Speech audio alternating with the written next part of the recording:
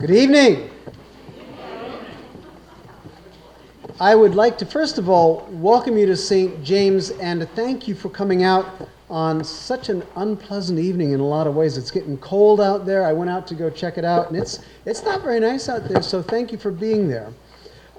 This is the first lecture in the 2020 season of St. James Fireside Chats.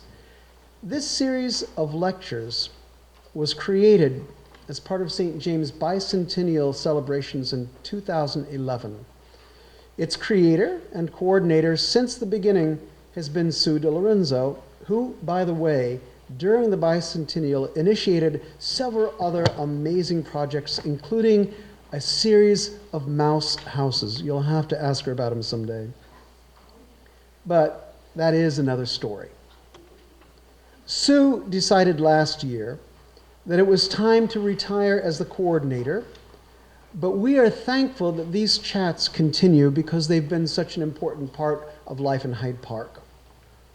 One thing to know about these lectures is that they are not merely interesting locally, but they are significant globally.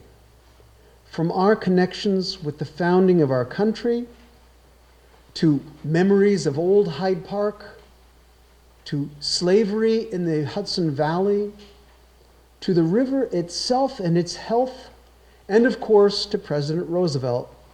This series has been, for many, a look into the past which puts the present into perspective and helps clarify a vision for the future. We believe the Fireside Chats are an important fixture not only in the life of this congregation, but in the life of Hyde Park. And because we feel so strongly about the people of Hyde Park, we want to keep you safe and comfortable. So, a couple of housekeeping items. First of all, there are 2 restrooms in this building, and they are both through this door. So, you go in there, there's one here, and a room right here immediately to your right, and then another as you go closer to the end. 2 restrooms. There are also 2 main exits to this building, so in the case of emergency, you'll want to go to the one closest to you. There's that door there, straight back, or through that way there. Those are the important things, and there's one other very, very important housekeeping item. You might want to take out your cell phones now and silence them. I have been known to silence people's cell phones for them, but I won't do that to you. But still, if you could, that would be very helpful. And now, I would like to introduce tonight's speaker.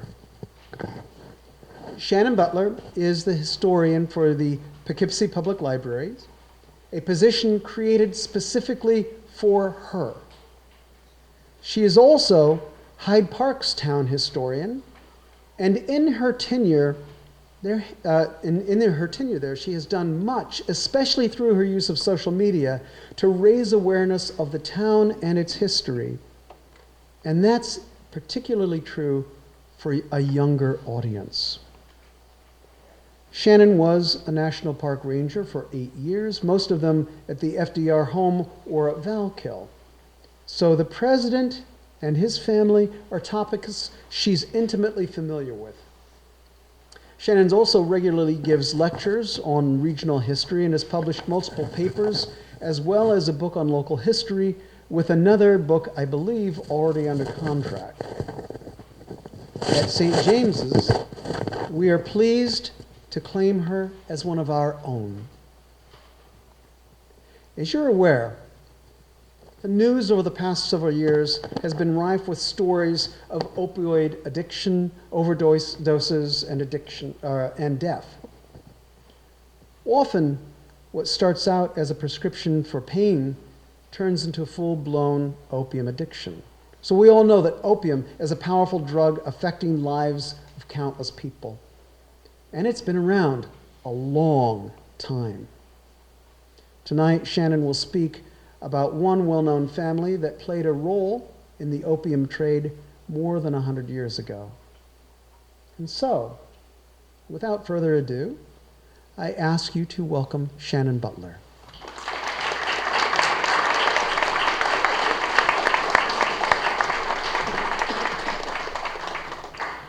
Thank you very much for having me here tonight. This is quite an honor. And yes, this subject is a rather controversial one, but it's an important one. And it's something that a lot of Roosevelt scholars have shied away from. But the history is there, the evidence is there, and it shouldn't be ignored. I took on this project when I was a graduate student at SUNY Albany, and it was my master's thesis. And my working title for this thesis was originally White Rich Dudes and Their Exploitations Abroad. I cleaned it up a bit, as you can see. But it's a particularly relevant subject, and we're going to dive right into it. So, FDR was proud of his heritage, both his Roosevelt and his Delano heritage. He once claimed that what vitality I have is not inherited from the Roosevelts. Mine, such as it is, comes from the Delanos. And his mother firmly agreed on that. I love showing this image because it shows you how exactly alike these two are. Their chins, their noses, their jawlines, their eyes, even the gaps in their teeth and the smile there, absolutely 100% alike. And Sarah used to say that her son was, quote, a Delano first and a Roosevelt second. So it's a fascinating family history which goes back over 2 centuries, and FDR used to love to brag about some of these great bits of history that I'm going to share with you. Not all of the bits of history he bragged about, mind you. Now, first of all, the Delanos came over pretty early on. They were originally French Huguenots, and they were escaping religious persecution that was going on in France. They ended up in the Netherlands, like many pilgrims did. And the first Delano to come over here was Philippe Delano. And he came over not on the Mayflower. Actually, his uncle came over on the Mayflower, Francis Cook. He actually came over on the second ship, the Fortune, to land in Plymouth Colony, and that's all the way back in 1621. And right from the beginning, Philip shows his interest in making money and prospering. It's kind of ironic that he comes over on a boat named the Fortune. That's kind of foretelling the future for these guys. As soon as he arrives, he becomes involved in some of the various campaigns against Native Americans, and then he also will actually have the first recorded land sale in this country's history in 1627, when he sold some land of his. So right from the beginning, the Delanos are showing their interest in making some wealth. Now, the first Delano to really become a merchant sailor is Ephraim Delano. And he will actually, at the age of 25, purchase 1/6 part of a little sloop named the Hannah for 18 pounds. And this is in 1758. And immediately he starts venturing into the trade between New Bedford, Massachusetts, and taking goods down to North Carolina. So he's making his way along the colonies here, along the coastline. So after a while, some of his notes end up in the Presidential Library Museum. This very delicate, neat little book is in the Delano family papers at FDR here in Hyde Park. And it's a very, very interesting piece of fabric with an odd figure painted on the cover. It's his little book that he's put together for himself, and in it he's talking about his travels on the Penelope in 1760. And he's doing quite well for himself. He's bringing corn and wheat down the coast, like I was mentioning before, and he's captaining these ships himself. And in this book he actually writes down what materials he's trading, the weather for each day he's sailing, the wind, and so forth. And during the American Revolution, that didn't slow him down. He actually went ahead and commissioned the very first ship of his own, a construction of a ship, right in smack dab in the middle of the war. So that's not slowing him down at all. After the war, in the New Republic here, the Delanos settled in New Bedford. Actually, to be specific, they settled across the river. This is the port of New Bedford here. And they settled across the river from it in Fairhaven. And by the way, how many of you have been to the New Bedford Whaling Museum? Aha, a couple, right? Fabulous museum, for those of you who are into maritime history. This museum actually has one of the largest model ships in the world. You can actually walk on it. It's very cool. And they also have a fabulous collection of folk art, scrimshaw folk art, which is very detailed and beautiful stuff. And for the true geek like myself, they have a fabulous archive with lots of Delano family papers. So I had a lot of fun going through their documents in New Bedford. This image here is actually from right about the 1860s, shows you the port of New Bedford. Now, this is the captain, as they called him. His name is Warren Delano I.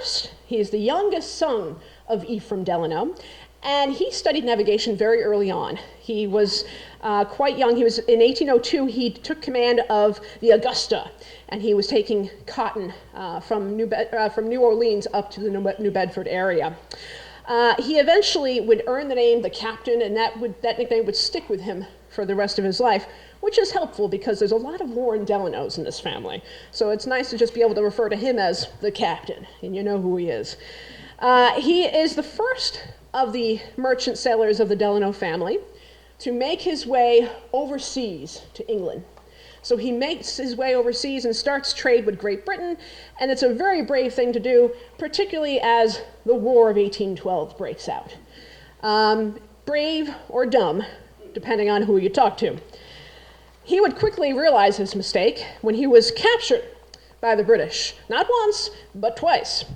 His entire crew, his cargo, and both of his 2 ships of his were taken a prize by the British. He ended up spending time on 2 different prisoner of war ships. That's a nasty way to spend a weekend. And so after that happening twice, and I mean, we're talking losing a lot of money. When you lose a ship and cargo and men, that's a killing right there. So he lost it twice, and he decided, that's it. I'm not going to be a captain anymore. I'm going to go be a landlubber from now on. So that's essentially what he did, and his sons would kind of follow in that suit. This is the one guy we're going to spend the most time talking about. This is Warren's eldest son, Warren Jr., and he is the opium dealer, which we're going to get into in a second. He actually is one of many sons that Warren has. You've got Warren Jr., you've got Frederick, you've got Franklin, and you've got Edward. Now, he, from a very young age, will show an interest in business and sailing, though he'll never be a captain like his father was. There'll never be another captain. They'll own ships. They'll certainly get on a ship and go to their various places, but they won't captain a ship quite like Warren and Ephraim had. At the age of 15, Warren will start working as an apprentice in a firm in Boston called Hathaway & Co. And it's there where he starts learning the business of being a merchant sailor. His little brother Frederick, will come along with him and also learn this. He also will learn how to sail from a cousin of his, Joshua Delano, who was another sort of captain on the seas like Warren.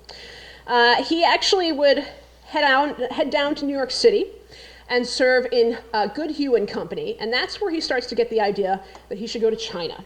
He's 23 years old, and he sails for China, and this is 1833. Now, by the time Warren gets to China, the China trade is already well developed. It's nothing new.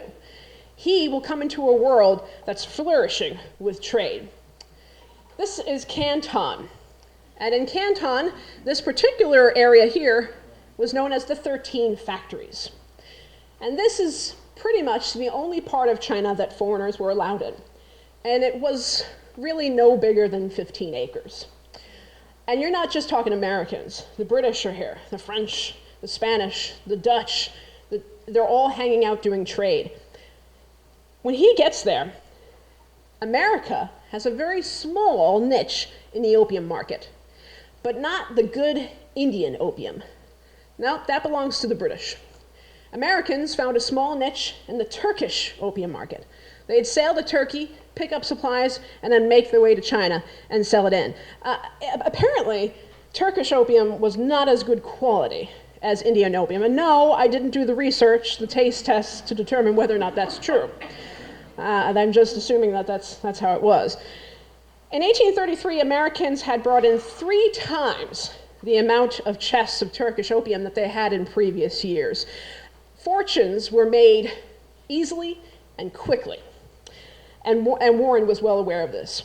He would enter into a small American firm called Russell Sturges & Co., and life in the 13 factories was a close-knit world. Nobody spoke Mandarin. Foreigners were not allowed to learn the language. If any Chinese individuals were caught teaching foreigners Mandarin, they could be sent to jail or even executed. So the language, the conversations that were going on between Chinese merchants and foreigners was sort of a rough sort of combination of English and various other things. So when he gets there, the 13 factories are set up in these narrow blocks of buildings. And this is another view here. You can see that each country is set up with their flag out front of their building. Each row is about 300 feet back from the edge of the Pearl River. And it goes back, they have little gardens and little paths and little narrow streets that go between each building. And there have hundreds and thousands of people living in this small space. It's a very tight world. The servants that were inside these factory buildings, making life more comfortable for the people working there, were all Chinese, and they were all hired in by these Hong merchants. Hong merchants were these Chinese merchants who were dealing with the foreigners, and they made a lot of money. They also broke a lot of the laws that the Chinese government was trying to see to, like stopping the opium trade. But it was an interesting world to be living in, a little cramped. This is kind of neat. The Americans decided that they needed their own private garden. So this is the American garden and paths. They started putting up these fences to kind of keep everybody else out. And it was really amusing because you'd have American businessmen sort of walking along in the gardens here while all of the Chinese residents of the area were kind of staring in at them, looking at them like going, look at all these strange people in this cage. Why are they spending all their time here? But this is where Warren would spend a good deal of his time taking a nice stroll after a long day's work. Which is later on, I think about 1847, missionaries came in and also built a big Anglican church right in the middle of it too, so then they were bringing religion over here as well.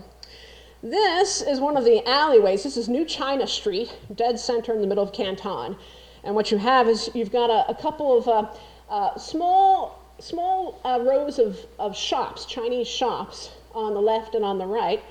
And they were very narrow, and then on the other sides of that you had the factories. I think in this case, behind this row of buildings, you've got the Danish factory, and on the other side you have the Switzerland factory, all doing their thing.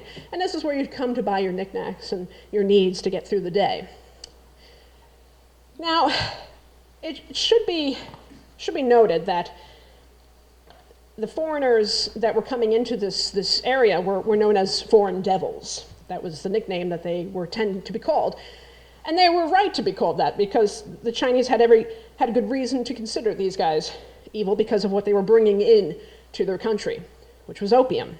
An extremely addictive drug, as we know, and it was affecting every part of Chinese society. The rich, the poor, royalty, everybody was doing it. And it was killing people left and right. The Chinese didn't need anything from anybody. They were a self-sustainable country.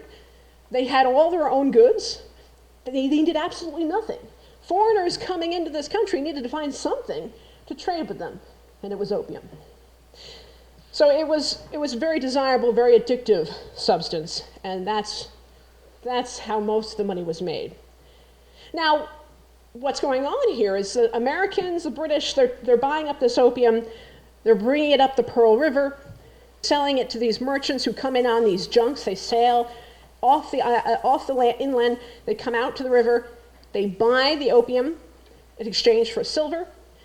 The Americans, the British, and so forth take the silver, they continue up the river to Canton, where they take that silver and then buy the things that the rest of the world wants. Chinese tea was incredibly addictive. Later on, Warren would argue that he was just trading one addiction for the other. Tea was just as addictive, I think he's stretching it a bit there. Porcelain was another big thing. Silks were very desirable. And another big market in China at the time were reproductions of paintings and prints. There was a huge market for Chinese artists doing these recreations of old masters and so forth. And Americans were buying that up to furnish their homes with. Young traders like Warren spent hours in these tasting rooms. This is a tea tasting room. And he would be tasting and weighing and preparing the shipments of tea to be sent back to the States. Now, Warren was proving himself quite worthy. He spent the first year in China as sort of a clerk in Russell, Sturges and Company, and then was quickly made a partner by 1834. He wrote home to a cousin of his saying, "My present position is one quite satisfactory to me, and if business flows into our hands like we hope, I shall make a sensible fortune in the course of a few years." He's right, it didn't take him that long at all to make a life's fortune here. In 1838, Warren was fully into his work, and he had a place in life now. He was doing quite well, so he wrote home to New York. This is a scene from New York in the 1830s, and he's trying to get the attention of his little brothers to come and join him. One of the things that I see in Warren's letters home all the time is that he's always lonely, and he's always aching for family to be with him in China. So he's trying to get his little brother Frederick to come out there, and Frederick doesn't seem terribly interested, but Warren writes to him saying, "I know where you can get ships. I know where you can supply these ships. Get good captains, and then you'll stop in Turkey and pick up a good supply of opium and make your way around the bottom of Africa and come on over to China. It'll be great." And Frederick's like, "Nah, I'm going to pass."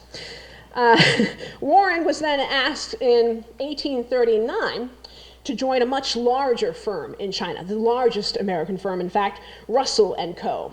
And the man who asked him to join was this man here, Robert Forbes. Now, Forbes is a name that we know is connected with wealth. Forbes magazine, of course, from that very family. Now, the Forbes family were not the only big money-making families involved in this business early on. You also have John Jacob Astor of Rhinebeck. You also have Stephen Girard of Philadelphia and Elias Derby of Salem, Massachusetts. There's a lot of big money-making names out in this neck of the world making their wealth. Here we have an image from 1850 of an opium drying facility in India. And essentially what you have is that they would take the opium and roll it into balls, and then they'd place it on these shelves for a drying period before putting it in chests and then shipping it off to China. Because you can just see the massive quantity of just this one particular factory in India where they're doing their thing. Foreign ships, this is foreign ships coming into the Pearl River. With more and more merchants from other countries bringing in this toxic nightmare, China decided to take action. Now, there had been commissioners sent in to try to stop the opium business, but they were all corruptible, if you will. They were easily paid off by the British, and things just continued to move along. Warren wrote home to his brother Franklin saying, "Appearances indicate a determination on the part of the government to crush the trade entirely. And it's only because of this man here that they succeeded." This is Lin Se-shu.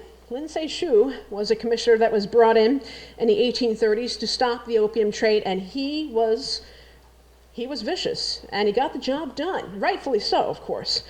I have to sort of make sure one thing's perfectly clear. The opium trade, when I mentioned this back when I was a park ranger, and I'd say, "Oh, the Delanos were involved in the opium trade," well, it's 80% of the visitors would go, "Oh, well, that was legal." No, it wasn't. A lot of Americans have this misconception that it was totally okay. No, none of it was okay. The British the British, Americans, the French, the Dutch, everybody was abusing, exploiting the Chinese, and they would continue to do it for 100 years. It's going to get worse, as we'll see. Now, what happens is the Chinese government brings in Commissioner Lin Se-shu, and he finally cracks down hard. He first begins by threatening to execute on the spot any opium dealers he catches, which is quite effective. He then punishes all of the foreign dealers in their factories by removing all of their servants. and also starting a blockade. There's even mention of him poisoning local wells to stop these people from living in this area. Actually, Warren writes home about it, saying, "You would not believe, they took our servant away, so I'm serving as the cook for my whole firm." I guess they weren't eating terribly well when he was in charge of that. Commissioner Lin threatened to kill all of the Hangs who were doing business with these foreign traders, including Warren's good friend, Hagawa, who was one of the major Hangs in the area, probably one of the most wealthy men in all of China. So, finally, June 3rd, 1839, Commissioner Seishu requests a all-out surrender of all the opium chests from all these firms. And Warren's firm, they agree. Overall, 21,000 chests of opium were surrendered to Commissioner Lin. And then he goes ahead and holds this public destruction of all of the opium. I love the look of the one guy in the corner. He's like, "Oh, I can't believe they're doing that." But it was a major, major victory. As a matter of fact, Seishu would become a hero in China. They actually have holidays for him, of course. And there's a statue of him in Chinatown in New York City. So if you ever hang out in Chinatown, you see the statue of this guy. That's him. He was the one fighting the opium trade in China, all those over a century ago. Now, the British were, to put it lightly, pissed. They were super angry with everything that was going on. These merchants felt that they were out millions of dollars with this whole thing that Lin was doing. So they demanded retribution. There were letters left and right heading to England, going to Queen Victoria. Something must be done about this. and so the British decide, well, if we just pack up shop and leave, we can stop all trade in its place. Well, that didn't work out quite so well, because American firms like Warren's happily took up the trade that the British were leaving behind, and the French and the Dutch as well. Now, the British pack up and they leave for the most part, but Americans continue to do quite well. This is a scene for trade going on in Canton. Now, Americans, of course, had relied mostly on opium, but with that kind of coming to an end, more or less, they turned to another thing that had became something that particularly northern China was interested in, and that was good old-fashioned American southern cotton. So they started bringing that in. Warren's main ship, the Linton, went from bringing opium up the Pearl River to bringing cotton from the southern states. So they did okay, but they weren't making money quite as quickly. Finally, Warren was able to convince one of his brothers to come to China. His youngest brother, Edward Delano, also known as Ned. Ned decides that he's going to make his way over. It's a 20-week trip, by the way, from New York to China in those days on a good fast clipper ship. So he gets over there right on time for the first of the Opium Wars to begin. He gets into China at the worst possible time, because the British come back with a vengeance, and they bring their navy. And they decide they're going to make the Chinese trade opium, whether they like it or not. The British come in with a massive navy, and they block up all the ports. They will there were at least 20 ships, 20 British frigates that made their way up the Pearl River, and they just plopped themselves in any place they could think of, and then they started attacking Chinese forts and settlements. And it was very nasty. Ned, while he gets over to China, and he's there for the very first time, and he hears of a battle that's taking place. So, of course, Ned is a young man. He wants to check it out. He heads over, and he writes in his diary. He keeps beautifully detailed diaries that are all in the Presidential Library Museum. And he writes on January 7th, 1841, that he went onto the battlefield after the battle was over, fresh corpses all over. He says, "I picked up a Chinese powder horn, and I cut a button off of a jacket of an English soldier." I mean, this is kind of gross, but he was this young man, and this was fascinating to him. But one of the things I got to say about Ned, although sometimes I'm like, dude, what are you doing when I'm reading these diaries? He does write very beautifully detailed entries. This is a map of the area, and it's kind of hard to see because this is kind of a small screen here. But there's British ships. This is the river, which kind of goes into pieces here. This is Whampoa Island. This is another space where they would do some trading. This is Canton, right here, the tiny, tiny little city of Canton. And there's ships all over the place, Her Majesty's ships, and then there's battles that happen in various locations and various forts throughout this whole area. And this will continue on for quite a while. This is one of Edward's diaries. And he's writing about how he's quite furious with the way the British are treating the Chinese. He does not appreciate it at all. He also notes the fact that sometimes local Chinese merchants and servants in the area don't know the difference between an Englishman and an American. So there's some issues there. His brother is involved in various skirmishes, and Warren almost gets shot. It's a very scary time. Warren was fired on by some Chinese who were skirmishing in Canton. They were looking for British, but they got Warren instead. They captured him. The commissioner takes Warren to this jail, and then he realizes, oh, you're American. Oh, I'm terribly sorry. And they put him on a chair, and they carry him back to his factory. And Warren writes in his diary about how silly it was to see his brother coming down a street on a chair on people's shoulders. I'm terribly sorry about that.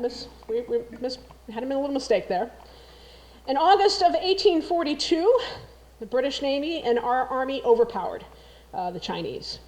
The British, of course, had the best tactics, the best weapons. The Chinese had old matchstick or match rope muskets. It was terrible. You can't hit the side of a barn or one of those things. They had bows and arrows and sticks, essentially, while the British came in with modern rifles and well-trained men. So it was a slaughter. In one battle alone, this is one of the battles of the forts that took place, 500 Chinese soldiers were killed, and I think 38 British soldiers were wounded, and that was it. So it was quite unfortunate. A bunch of talks were put together. A treaty was signed. This allowed the British to gain sovereignty over Hong Kong, opening up more ports for them. It essentially ended the ban on opium, and the Chinese were forced to pay the British 20 million pounds in losses. So it was the beginning of what would be essentially a 100-year period of exploitation and humiliation of China. Warren, meanwhile, had been in China for almost 10 years, and he wanted to go home. He wanted to start a family. He's in his early 30s at this point, so he heads out. First he hums and haws about it. He's not sure if he wants to go. He's making a lot of money. Things are looking up. The war's over. But he's thinking, well, I should really go. So now that he's got his brother Ned there to oversee things, he finally decides, I'll go home to the States. So Ned goes ahead and starts to take over things. And Ned decides he wants to experience this trade up front, in close and personal for himself. So he gets on a ship with some other members of the firm, and he goes to India. Now the firm has connections to the Indian opium, the good stuff, apparently.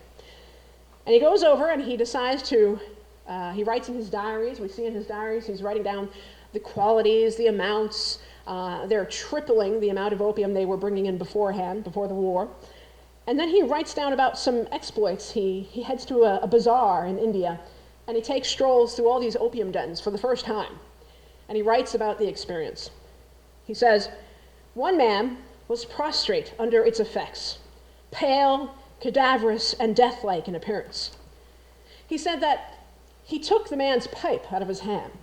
And he said he offered no resistance, but watched with his eyes as I moved the pipe from side to side. He's writing this stuff down in his diary. He knows what this stuff is doing. And yet, he continues to do his trade, although he will complain about fellow members of the firm working on the Sabbath. That was an issue. The opium, on the other hand, not so much.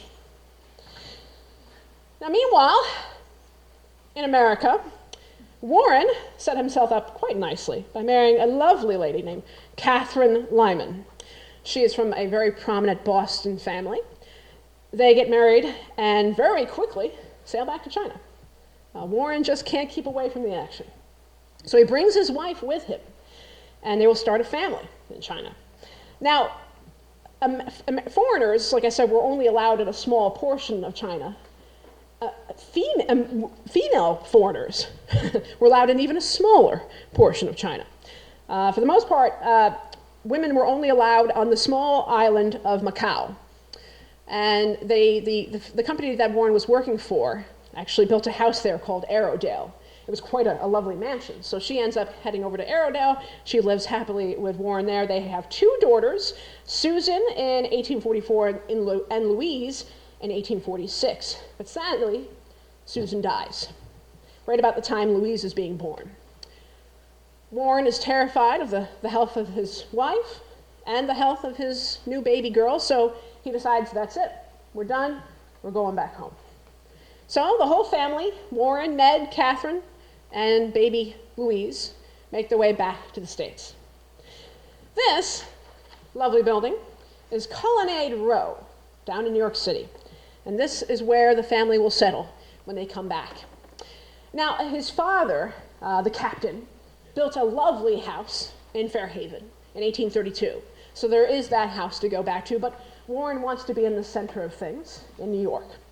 So Colonnade Row, which was a series of townhouses connected together by these lovely columns, had some very famous people in it. The Vanderbilts were living here, the Astors were living here, Washington Irving lived there, and of course, Warren and his family. His brother Franklin had been living there.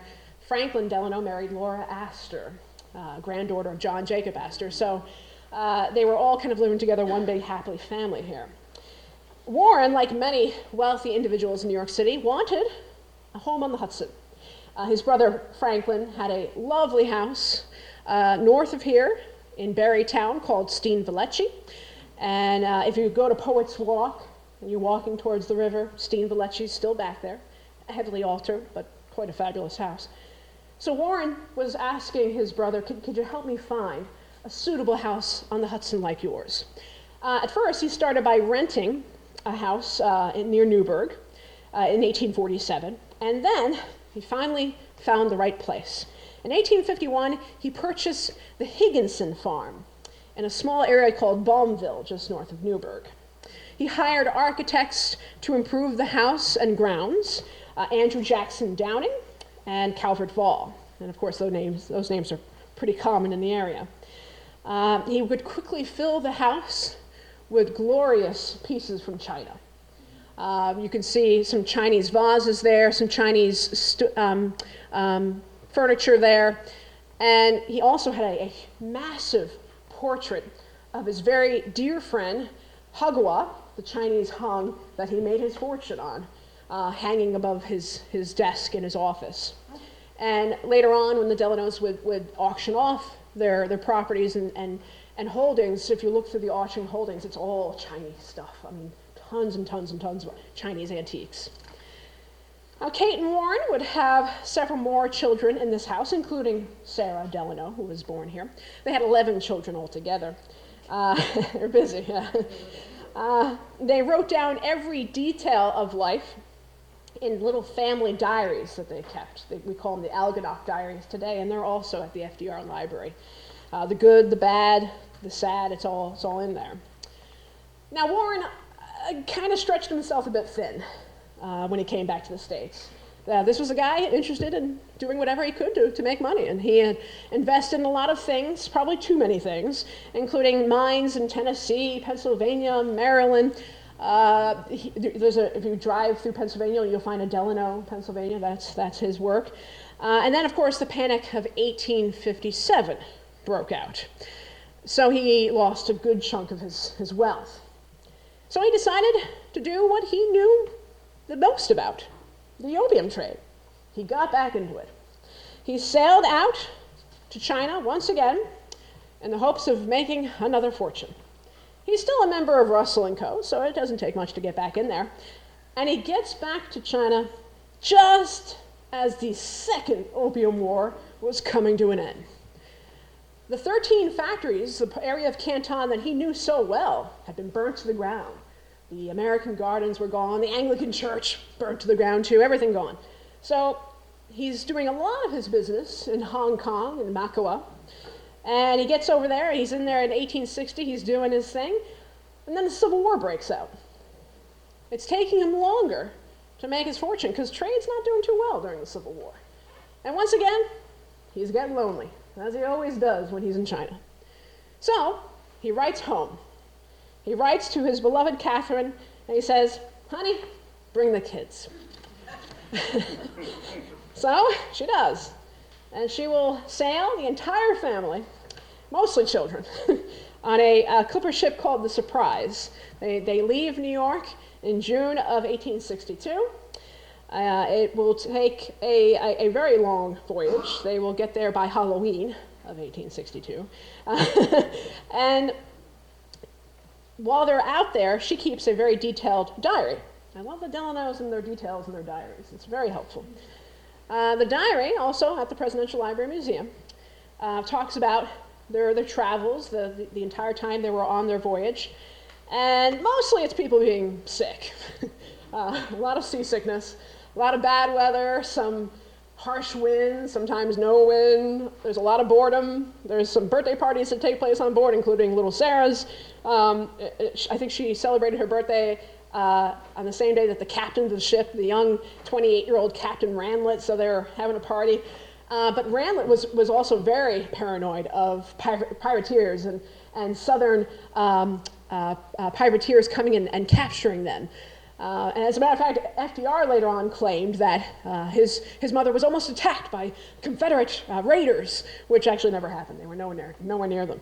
But he liked to talk about it quite a lot.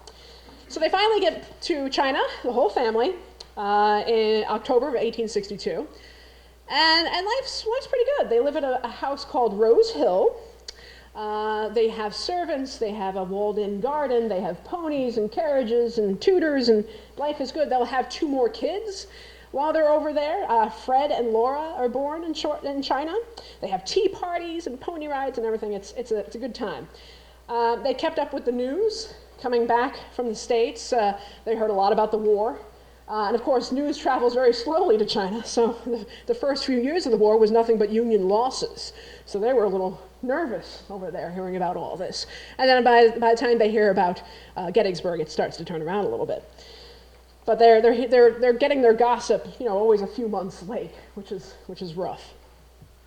This book, I absolutely love. This is one of my favorite items in the archives, and it's one of those things that we historians have these dreams about. And when you come across it, you're just like trying to hold back the drool. And it's like, oh my goodness, this is exciting. I'm really a nerd, really bad nerd. So this is Warren's ledgers from China. And apparently his little boy, Warren III, got a hold of them. And he takes them and he goes ahead and he cuts and pastes all these cool Harper's Ferry and London Illustrated News images inside the ledger, and then continues to color them in. And then he'll also throw in his own images of ships and things throughout the book. But as you're looking at all these great little pieces of art that he's doing, underneath you can see opium, opium, opium. It's all over the place. I'm like, well, that's neat. So that was one of those pieces that I stumbled upon in the archives that I was very, very interested in. So after a few years in China, Kate and Warren decide they're going to send the couple of youngest children back to the States. Now, they had rented out their lovely Newburgh house, Algodoc, so they sent them to the captain's house in Fairhaven, Massachusetts. This is the captain's house right here. By the way, it is a fabulous bed and breakfast, just so you know.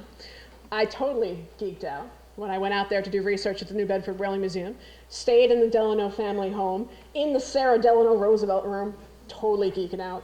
It was very beautiful, and it wasn't lost on me what was going on. So the youngest kids are sent back. They live with Grandpa, and it takes a while, but finally they decided it was time to head back. By 1866, the captain has become very ill. So Warren says, all right, we've made our money, the Civil War's over, let's go back for good. And he packs up the family with the exception of 2 of his daughters, Dora and Annie had married young members of the firm, Russell and Co. So they stayed behind in China. The rest of the family came back. And they stayed with the captain, and he died shortly after their return. So at that point, Warren decides to greatly expand the lovely house in Fairhaven because he's still got people renting his Newburgh estate. And over the next 15 years or so, you'll have Delanos all over the world. The kids will go off to study in Germany. Little Sarah will spend a good deal of her time studying in Germany. Her little brother Warren would also go to Germany as well. They rented apartments in Paris and were just about all over the place until the renters at Algonac left and they came back. Now, in the 1870s and 80s, the family was expanding, including the marriages of Warren Delano. Warren Delano marries Jenny Walters. If you've ever been to Baltimore to see the Walters Art Gallery, that family is where Jenny's from, and they'll live at Steen Vellecci after Franklin and Laura Astor pass away. And of course, you have the marriage of Sarah Delano to James Roosevelt. And of course, more money comes into the family that way. This is a great photograph of a Delano family reunion taking place at Algonac. And you have Warren, old Warren, sitting there with his huge mutton chops here. Right next to him is his young grandson, Franklin Delano Roosevelt. Above Franklin is his father, James Roosevelt. On James's left is Sarah. You have Kate below Sarah, that's her mother. You've got 7 children and 8 grandkids all together in this lovely image of the Delano family. The portrait all the way over to the right is of Laura Delano. Laura had died in a freak accident. She burned to death at Algonac in the process of trying to curl her hair with an old-fashioned curling iron, and she knocked over the alcohol lamp beside her, and her dress went up in flames. Laura was the youngest of the girls in the family, and that really broke Warren. When he lost his Laura, that was kind of the end for him. And portraits of her will appear in a lot of the family photographs later on, and even images of just Warren sitting there by himself. Sometimes they'll have Laura's portrait beside him. The family certainly had plenty of money with all of their work, all their dealings in China. And the money was used in local communities. In 1885, they built a hospital for children in New York City, named after Laura, actually, with their opium money. Sarah, of course, would build the James Roosevelt Memorial Library right here in Hyde Park with her opium money. The churches of Hyde Park would benefit greatly from her money. She would serve on various committees and charity boards and organizations.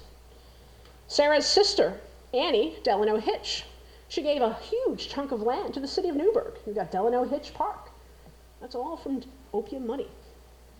So they were certainly contributing to their society around them. This is one of the last photographs taken of Warren Delano, and check out his outfit. Beautiful Chinese robe he's wearing. Now, towards the end of Warren's life, he got a letter from his friend, Robert Forbes, fellow member of the firm, and Forbes wrote to him saying, I'd like you to contribute to this history that I'm writing of our firm. And Warren, along with pretty much all the other partners, said, no, I'd rather not. Nobody needs to read a history of our firm. It's not that interesting. Which is very interesting because when he was a young man in China, he wrote home and specifically said, and I quote, that the trade that he was in is a fair, honorable, and legitimate trade, and that it is no different than bringing spirits and liquors into the U.S. As an older man, he clearly didn't feel that way. Well, FDR would endeavor, as president, to befriend China, and he did. We see him here with Generalissimo Chiang Kai-shek, Prime Minister Winston Churchill, and Madam Chiang Kai-shek, or Su Mei-ling, as she's known, at the Cairo Conference. FDR had said that his family had a long and strong connection to the people of China, and he felt that it was his duty to continue that relationship Now, he didn't exactly clarify his family's connection to China. Roosevelt was attacked, actually by a journalist named Westbrook Pedler, who stated that FDR was only wealthy thanks to his mother's opium money. Eleanor defended her husband. She stated in one of her My Day columns, she said, Warren Delano had been in the China trade, but he dealt only in tea. She kind of missed the whole point. Mrs. Roosevelt wanted to visit China, but she was denied entry. The State Department said it was too dangerous, and Mao Zedong said, we don't like you, Mrs. Roosevelt. You're not coming in here. Now, Daniel Delano, a distant admiring cousin of FDR's, wrote a book in 1946, just after FDR died, and the title of the book was Franklin Roosevelt and the Delano Influence. And in the book, he claimed that Warren was in the opium trade, but only during the Civil War, and only to bring the drug to the States as a medicine to help wounded Union soldiers. Well, I searched in vain for proof of that. No, not true. And he completely ignored the fact that Warren had been there long before the Civil War. Author Michael Teague was interviewing Alice Roosevelt in the 1970s, FDR's infamous Oyster Bay cousin. She's, of course, the daughter of Theodore Roosevelt and was known for causing trouble between the Hyde Park and the Oyster Bay branches. She had a wit, a sharp tongue. So during the interview, this author, Mr. Teague, explained to her how he was also researching Warren Delano and his clipper ships in China. And Alice, I love this, Alice, with her famous wit, says, "Oh, do let me know if you discover whether he had dealings in the opium trade, because you see, that would make Franklin a criminal." Of course, by the 1970s, it didn't really matter. Anyway, it's a fascinating history. And this is just sort of a short kind of telling of that history. There's much more to it. But I wanted to share it with you, and if you have any questions, I'm happy to answer.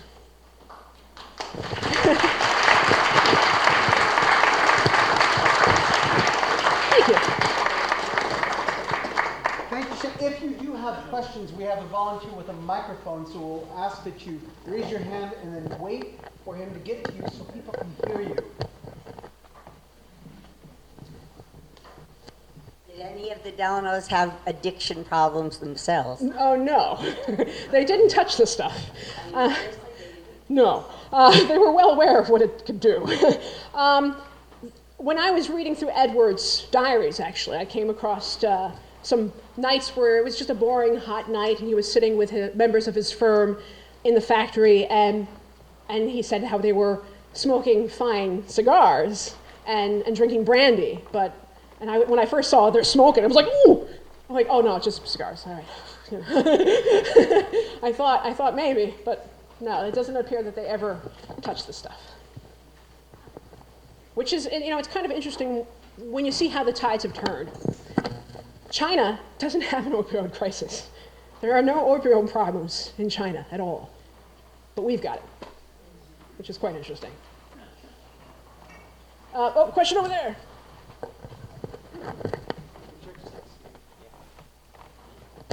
This is actually not a question, it's an observation. Chinese fentanyl, which is an opiate, is plaguing the streets and communities of the United States right now. Oh, yeah. So what comes around goes around. Exactly. Oh, question all the way in the back. Go, Stephen, go.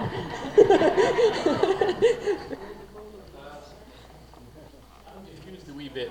When Warren picked up the opium from Turkey and India, did they buy it on credit, or did they have cash or something to give them? I think there was much more of a desire to trade with Turkey. Turkey was actually picking up on some of the cotton and things that Americans had, as well as furs. Furs were a big thing, but of course that would fizzle out over time. And then by the time they had gotten enough of their opium and enough silver, and the ball got rolling, it was a matter of just trading silver for opium with Turkey and India. For the British, it was much easier because the British owned India. that was their supply. They didn't have to worry about anything. They just went in, picked up their shipment, and headed to China. So it was a bit more expensive for Americans and other foreign dealers to buy up the Indian and Turkish opium. And I think the British even made a profit on traders like Americans and the Dutch and so forth on that score.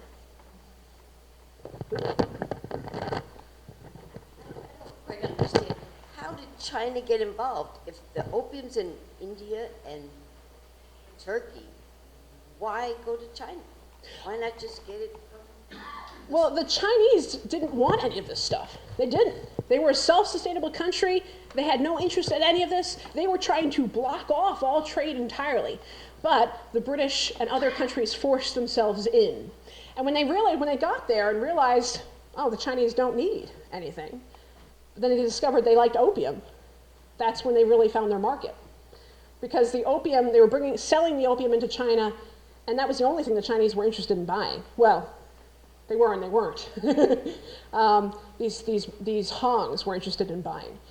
And it was really damaging. And the Chinese, they saw this as a huge issue and started to fight it. But sadly, they were overrun by the stronger and more powerful military power of Great Britain. Oh, another question over there.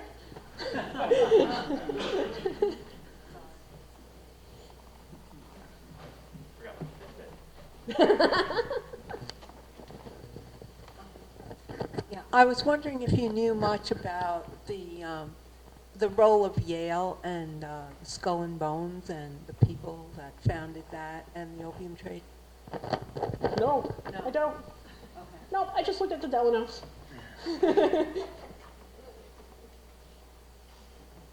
Oh, there's another question over there. Man, you should have worn your Fitbit, man.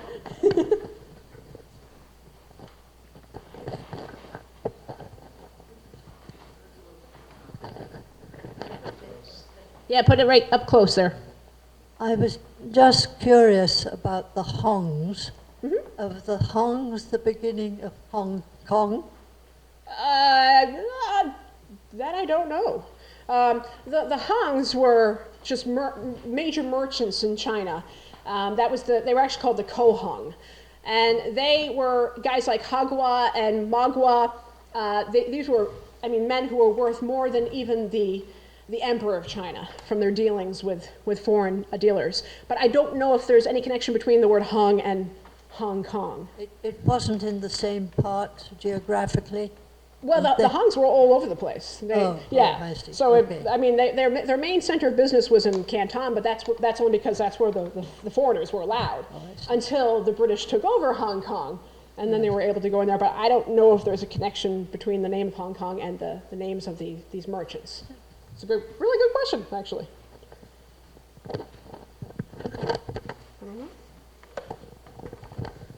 Shannon, I think yes. thank you Mr. very Golden. much for a wonderful lesson in history. Oh, my God. Thank you very much.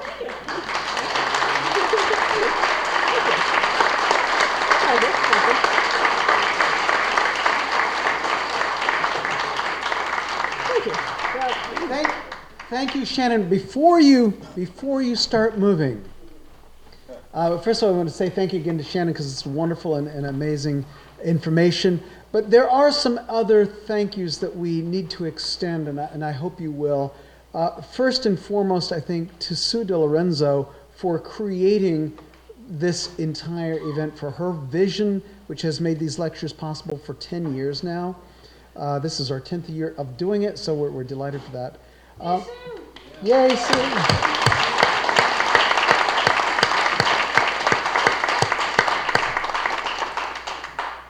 And I have to say, she's officially retired from doing this. But if you came in that door, you noticed that she was handing out programs. And when the reception folks had questions, they called Sue. And when I had questions, I called Sue as early or as late as today when I said, how many programs should I be printing up? So she has been incredibly generous with her time, and we're delighted and grateful for her doing this. She's not the only one, however. The reception has been run for years. We've always had a reception afterwards. Joanne Lown ran this for a long time, and a lot of other volunteers. Deidre May Micker, who has been doing this, as far as I know, forever. And then this year, Donna Kaufman-Tracy and Mike Fenwick have taken over the coordination of the reception. So them and Deidre May was working on it today too. So I would like to give them a round of thanks.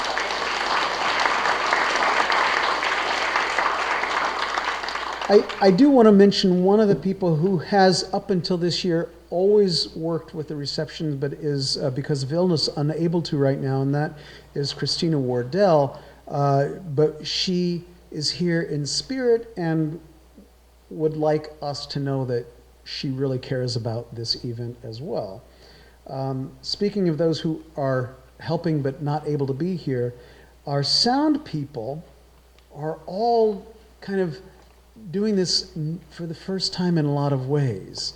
Randy Soden, who had been running it, fell and broke his ribs.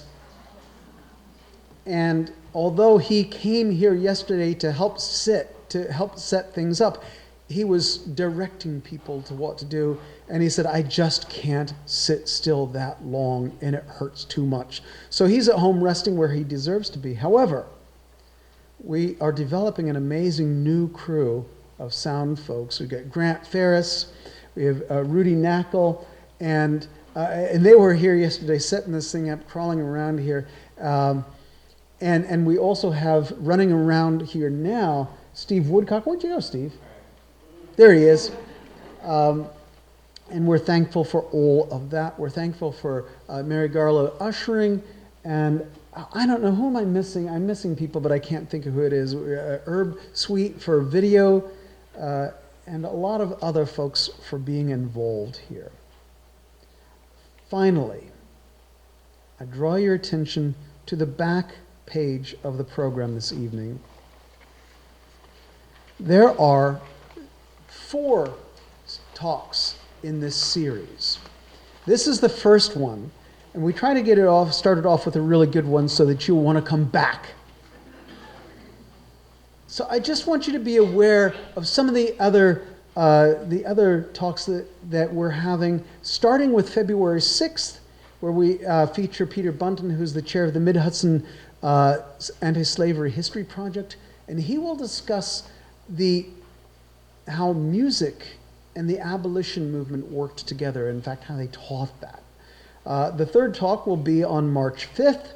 The speaker will be Pat Weber, a lifelong Hyde Parker, who will just address the stone walls of Hyde Park, and in particular, their preservation and the campaign to preserve them, because there was a point where they may well have been torn down. And then our last talk for the year brings back regulars, Al Vink and Linda Boucher, who have given a lot of the talks here because they mine an endless, really an endless wealth of information on the Roosevelt family. And this year they're going to be talking about Harry Hopkins, who was FDR's assistant and great friend. So I hope to see you here for all of them. And now, I invite you to join us in this room in here for a reception, and want to once again thank Shannon for being here, thank Sue for creating this, and thank you for being here.